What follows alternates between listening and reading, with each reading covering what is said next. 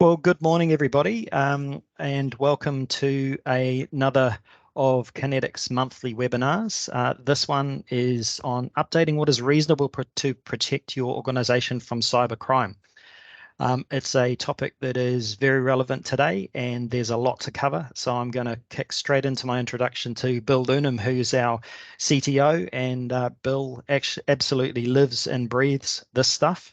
Not only does he focus on our internal Kinetics cybersecurity, but also develops the products and services that we use in our managed service delivery to support all of you, our customers. He's also very well renowned within the industry. He gets asked to speak on a number of occasions with our peers, and I think he's a bit of an oracle, to be perfectly honest. Bill, welcome, and I'm going to hand it over to you to kick off into the presentation. Thank you, Matt. No pressure. You're right, and I got it wrong. I've got to talk about the housekeeping as well, Bill. Sorry, before I can get you to kick into it, I'll do the housekeeping. So for everyone's benefit, we've muted everyone's microphones. Please feel free to use the chat session in this meeting. If you want to ask any questions, we can easily circle back to those questions during the presentation.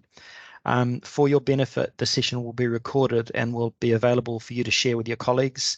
We'll actually post it on our website after this, and we'll also make available a copy of this presentation. So again, it's designed so you can actually use this information to share with your colleagues and refer back to learn from. Sorry, Bill, I got that wrong. Over to you. That's okay. Just to correct that, for every one occasion I'm asked to speak, I'm told to shut up about 4. Okay. All right. Look, just before I get into this, I'm going to go back to the future. Reminder that some things never change, and patching is always vital. Every month, updates are released for patch issues that we didn't even know existed the month before. This particular screenshot is talking about this month's Microsoft patches, and guess what? There was a 0-day vulnerability in them. This could raise the question, why so many problems with Windows? And the answer for that is because more people are looking. The more time invested in looking for issues, more issues are found, and my notes go, insert Trump quote here. Now, Windows isn't the only target. Chrome, for example, is used on a significant number of devices, Google Chrome. So this also highly targeted by hackers. So if you're patching and you're patching only Microsoft solutions, you've got a false sense of security.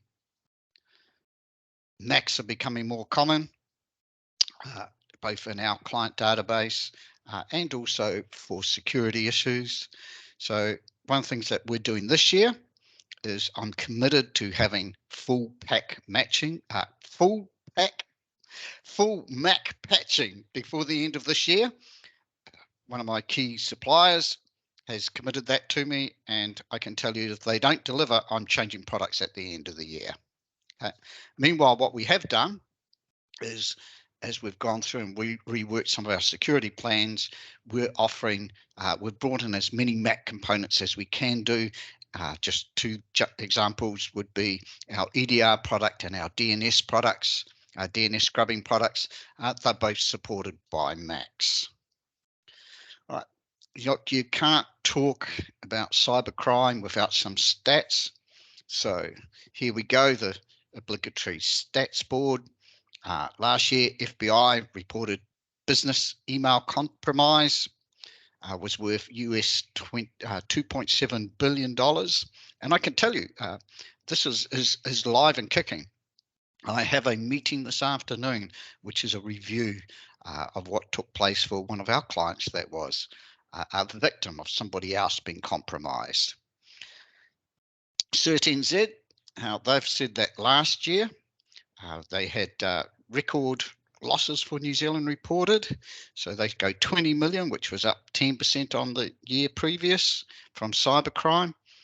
Now, that's, I believe, losses rather than costs. Because if you go back to 2021, We had, for example, the stock exchange being down several times. We had Waikato Health. Now, if I remember correctly, it was May the 16th or 19th that they reported that their system had been hacked and they were being encrypted. On the 2nd of June, they were reporting that they had in the last 4 days got half their servers back. I think it was 6 weeks later, 6, 7 weeks later, they were still using manual services for a number of key areas. And in between, they had to send patients all around the country because they couldn't service them. So the actual costs are a lot higher. Now, that's about all the stats I'm going to give, because look, if you're a cybercrime skeptic, you're probably not on this call. And if you are, stats aren't going to change your mind. You've already seen plenty of articles and news reports. But before I do move on, because I have mentioned the DHB and them recovering their servers, we recently went around all our clients on our basic care plans, and we replaced all their backup software with new software. We have them now backing up directly into the cloud. No charge. We've done all that as part of our care service. New software, migrated them all across. They still have a local store. They now have their data in the cloud.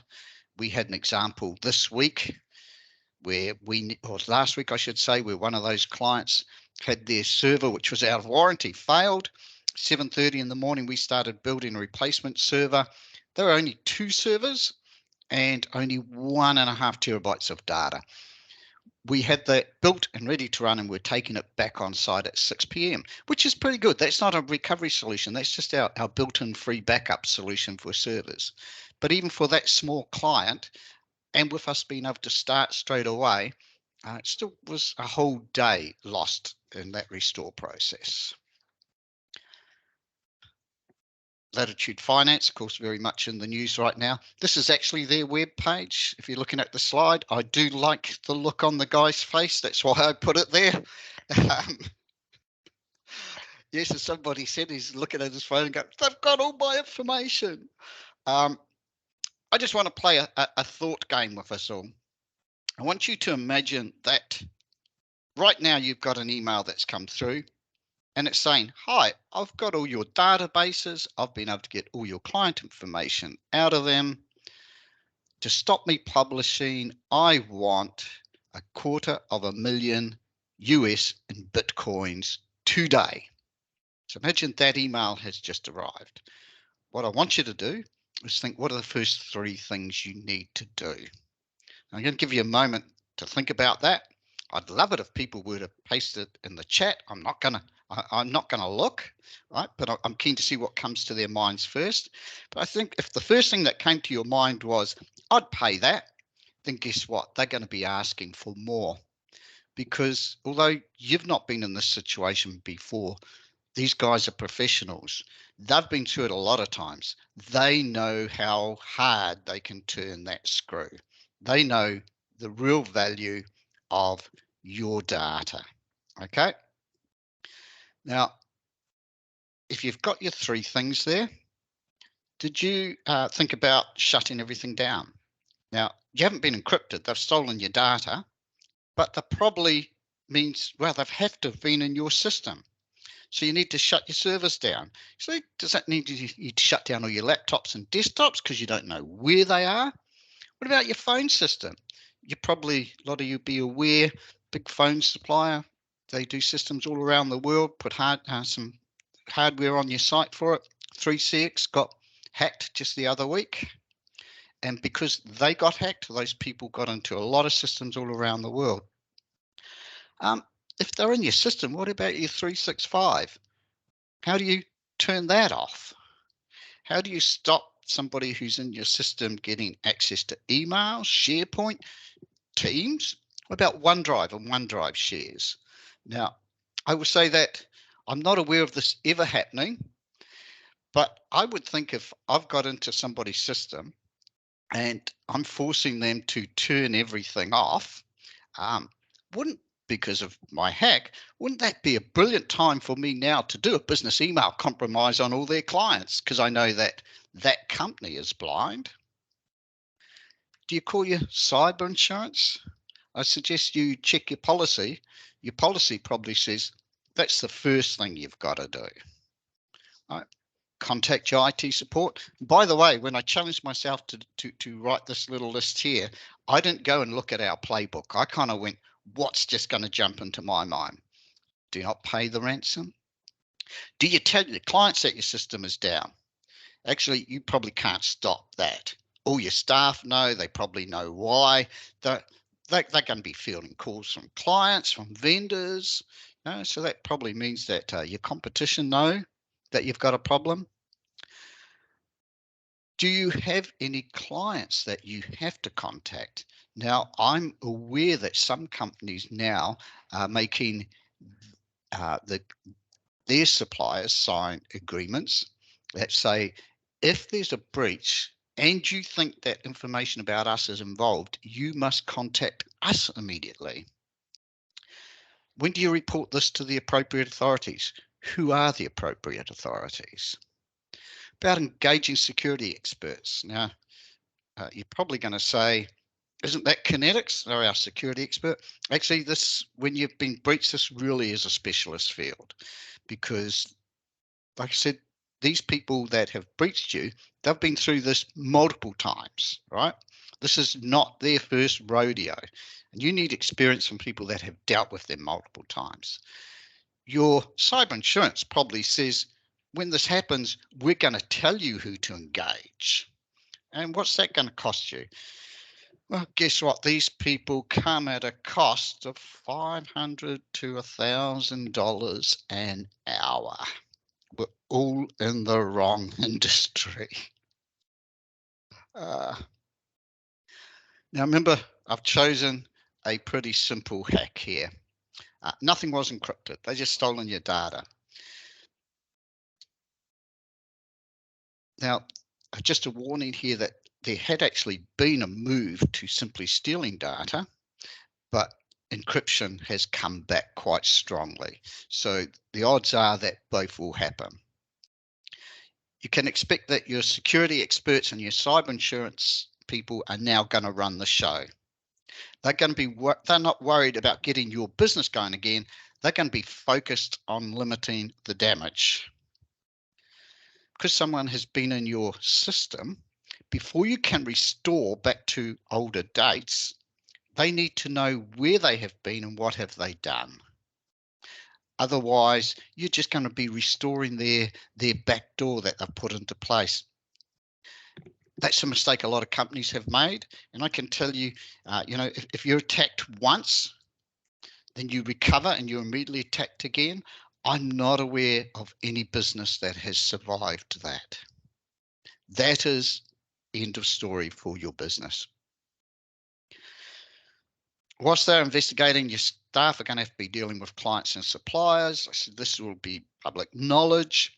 Depending on the profile of your company or your industry, would depend how widely that knowledge becomes available. And recovery itself is likely not to be restored to this date. It's more likely going to be build everything from scratch and then bring just the data back. So that means you're also going to have to get all your third-party application suppliers involved because they're going to have to reconstruct their systems, restore data. You can imagine it runs on and on. You're not going to be like that client I mentioned earlier who had a hardware failure up and running in a day.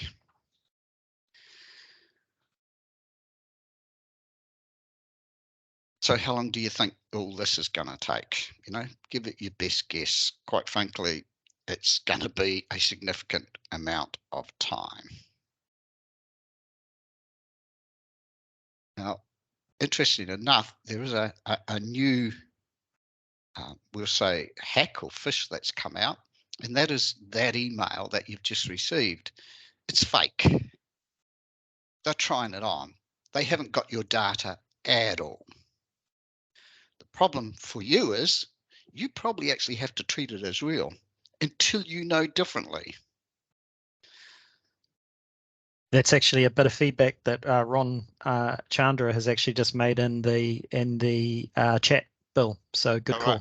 call. Well done, Ron. Yeah, you have to treat it as proven serious until otherwise. So you've had to tell your cyber insurance. You've had to go out to those clients who have made you sign those agreements about keeping them in the loop. Okay. Um, you might think, well, actually, I'll just challenge them straight away. Show me the proof. I said, they're not going to roll over. They're not going to go, oh, you've caught me. At the moment you communicate with them, you're a live opportunity. They're going to do their best to keep you on the hook until you pay. So what's driving cyber security in 2023? Okay, bit of a drum roll here. Da-da-da-da-da. Paperwork. Well, okay, not quite. Information though. You will have noticed during what I've just spoken about, actually, information is quite key to that. You need to be informing people. You need to be talking to people. I'm hoping that all of you actually have a playbook if this happens, because you shouldn't have to be sitting there going, oh, what are the things we need to do now? You shouldn't have to be going, oh, which clients do we actually have we signed agreements with that we have to let them know?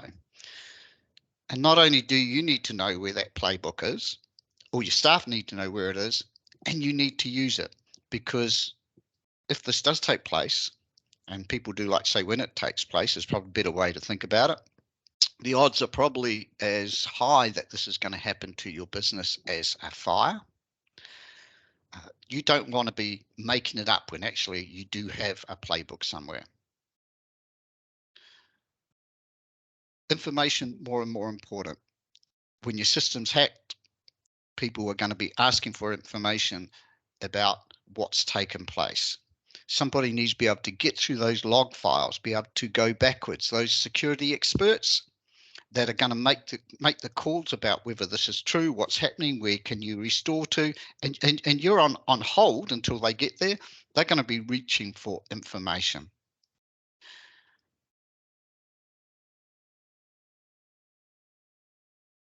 If sorry, if you've got reporting requirements, statutory reporting requirements, you're going to need to be able to supply them information as soon as you can. Acts these days of hacking, that they're not binary. If you think about antivirus, once upon a time it was kind of like a print job. You know, if you go print, it works or it doesn't work. You either had a virus or you didn't have a virus. So we've kind of been talking a bit about recovery and what happens. For prevention, you need information. You need information about what's going on in multiple places across the network, because that information needs to be brought together and then decisions made. Because a hacker's, like I say, it's not a binary, here's this guy doing something. The signs are, there's something happening here, and there's something happening here, and there's something happening here. Those may all look legitimate. When taken together, are they still a legitimate action, or are they something malicious taking place? So once again, information, very important.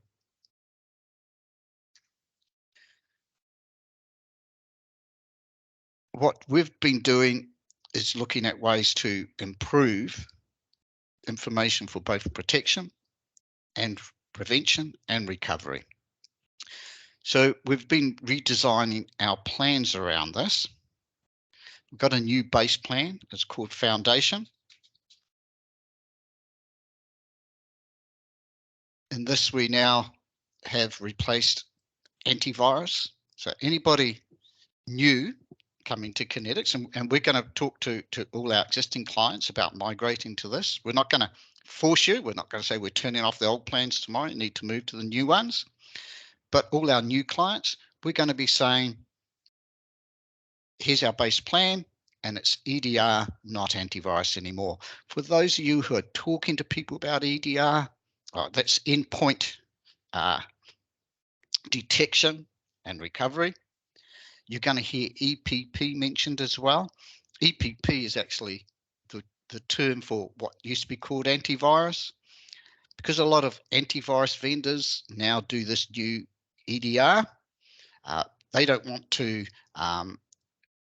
disparage their current solution, so they'll have that, and then they add EDR onto it. For us, we've taken a product, it's actually a native EDR. It includes that EPP, that antivirus functions in it as well. We've extended it so it includes Mac. Like I said, for our basic ones, so that's clients who haven't taken our premium DR backup type solutions, we have upgraded already our backup solution across all our clients. We're also going to be adding, when they move to the new plan, monthly cloud stand-up test. If you're an existing client and you're using our internet backup service, simple internet service, we got some great news coming there, because we are going to reduce that recovery time. Our team is most of the way through doing some testing right now. We'll be migrating you to new software that includes this cloud stand-up test, but also it will be converting your backups straight away into VHDs, so virtual servers, ready for us. If you go down, we can simply copy those across and race on site. DNS protection includes now Mac. The EDR now includes Mac. We're also going to be adding our SaaS IT detection to this. And look, I'm not sure who's on this call, but Michael and Violet, if you are, big shout out to you. The conversation we had the other week, I found that very interesting. And from that, I've understood how we can take this data that we gather about what SaaS applications people are using. So for the rest of you, that is where are your staff keeping data or putting data in the cloud? We can see how we can take that information to help you manage those costs as well. So that's our new base plan. I'm conscious of the time, so I'll keep on moving forward. EDR, look, just cover this off. We've chosen an EDR solution. We're proud of the solution that we chose. In all these charts, they are actually from the provider. As such, of course, they are careful to choose information that always makes them look good and their competition look bad. But as a webinar, I do need to show slides. We've chosen our EDR because it has a low complexity, fast detections, high detection rates. The complexity is really important. Now, I'm not going to bag, and I'm conscious of some people that are on this call. I'm not going to bag Microsoft, but as an example, Microsoft have an EDR product. It typically doesn't pass a lot of the industry tests, and Microsoft are quite clear. They say, oh, that's because you haven't configured it correctly. You need to change that configuration. Actually, I don't want to be changing configurations. If I've got an active hack taking place, my software should be working, not me having to adjust it to catch it. Because every time I adjust something, I also have the opportunity to bring back in another problem.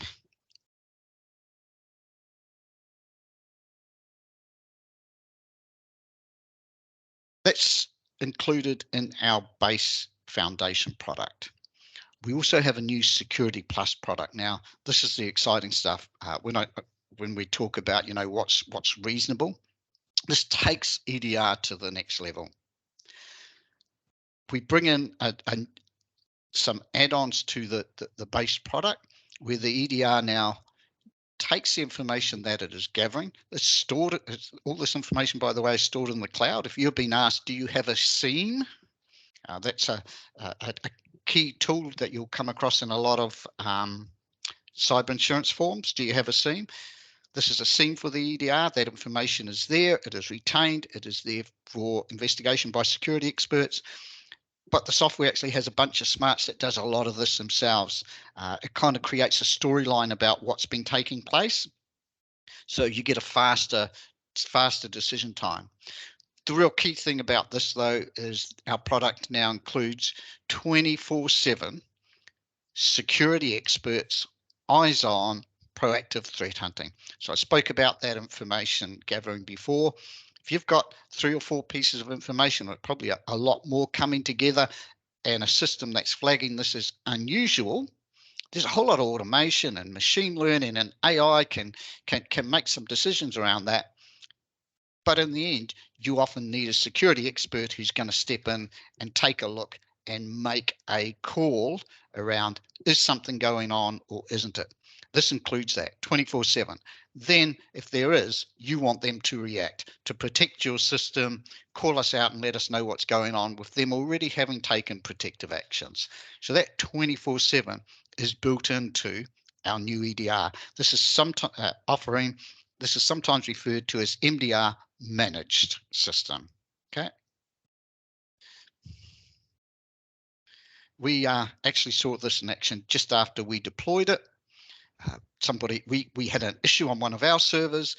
We had to have a senior person go in at a very deep level, running PowerShell scripts, taking ownership of system files to clear up a problem. That set off a warning on their system. They had a look. They could see it was us. They cleared it. Now, that was just a perfect example of a security expert bringing together multiple actions, being able to make a good call. And like I said, these guys are there 24/7. It's not a pager service. It's not wake somebody up, bleary-eyed, have a look. It's experts on call all the time. We've done something similar in 365. So in our foundation plan, we have put in place a bunch of alerts around unusual activity. Those come through to us, and during business hours, we review those. Now, we're kind of limited by what Microsoft allows us to alert on. That also, the formats of that is limited by what sort of account levels you have with Microsoft. And I got to say, it is hard work for us. We spend a lot of time dealing with those, looking at those to get to the point where we go, that's all okay. Our new Security Plus plan includes threat hunting, proactive actions 24/7. Once again, a team of guys, this is all they do. They're taking the information out of Microsoft into their SIEM. Once again, that's retained for that reporting. They're, they're stepping in, they're reviewing what's taking place, they're taking protective actions 24/7. You're asleep, your account is still on. Microsoft 365 is still available. They're there looking after you.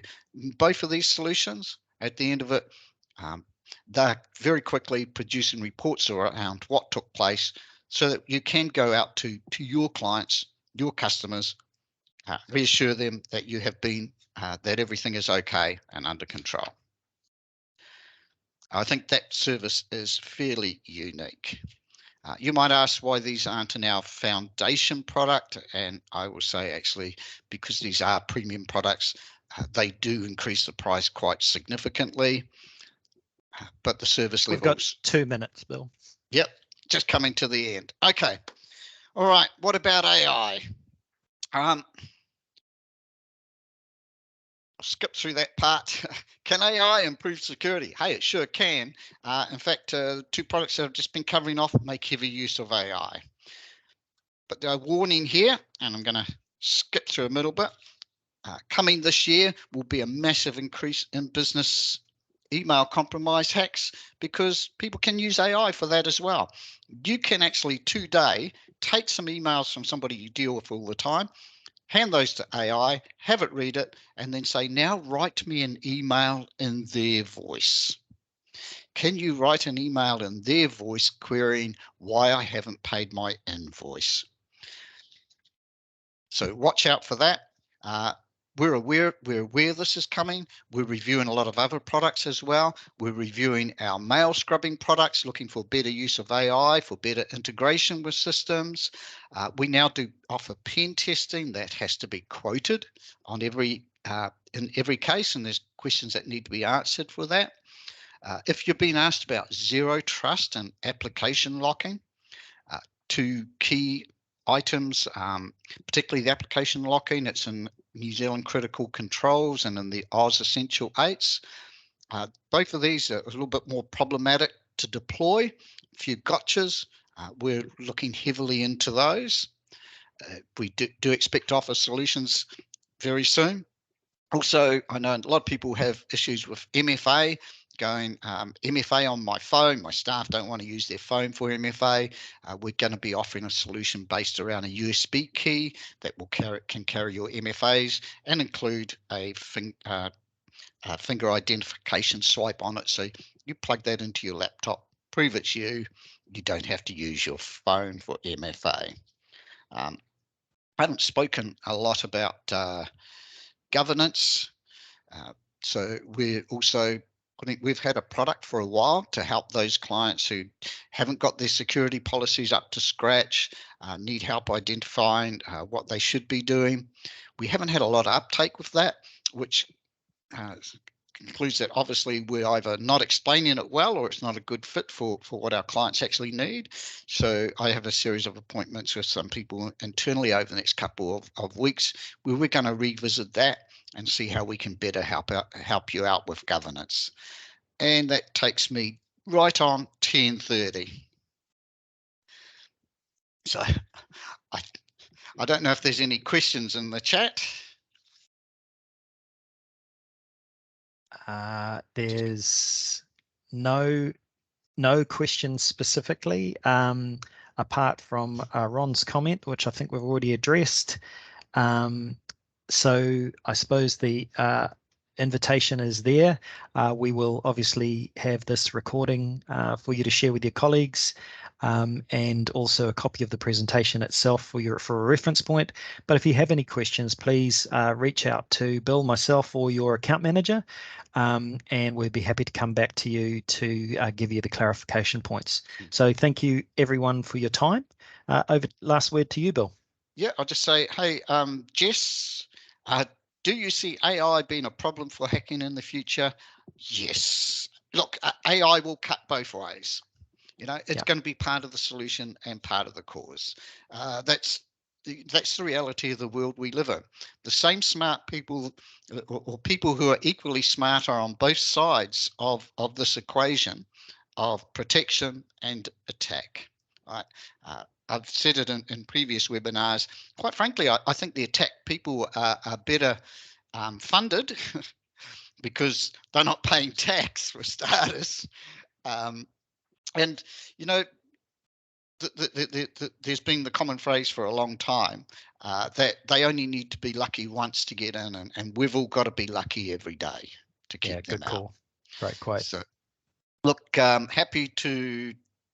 Obviously, we will wrap this up. Happy for people to reach out. There will be more information later on the plans that we're introducing. So probably more specific webinars on that, and certainly your account managers will be coming around talking to you. I'm always happy to take questions from people afterwards. Thanks, Bill. And if there's no further questions, we'll end it here. Thank you, everyone. Thanks for taking your time out of your busy schedule to join us. We appreciate the opportunity.